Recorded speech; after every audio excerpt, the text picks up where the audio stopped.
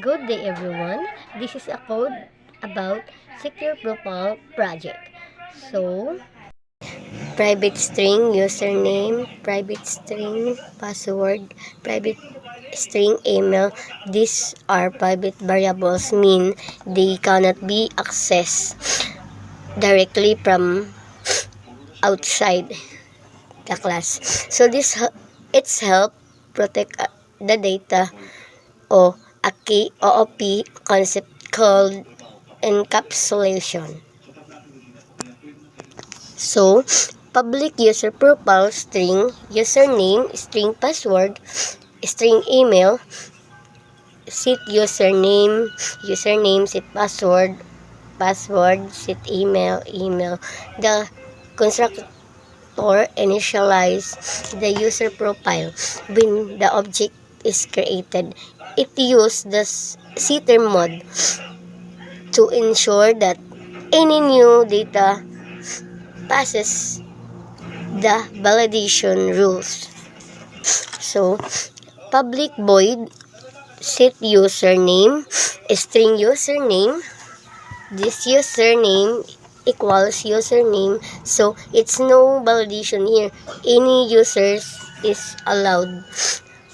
So, public void set password, string password.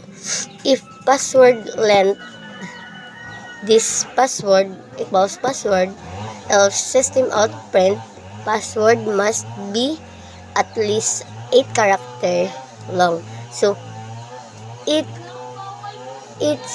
check if the password is at least 8 characters long. So if not, print an error message and doesn't save the invalid password. So, public void set email.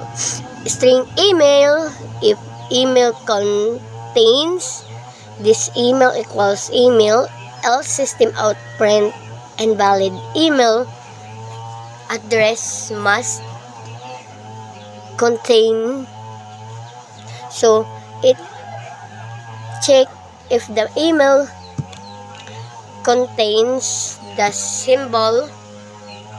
If not, show an error message. So, display method, public void display profile, string hidden password. If password equals null, hidden password, repeat password length. System out print user profile, system out print username, system out print password, hidden password, system out print email, system out print equal. So this method prints user data readable format, and the password is hidden by replacing main method testing the class. So user 1 valid input, so everything works fine. So user 2 invalid password and email, so the program shows error message. So kung ato ini siya iparan, ini siya ang result.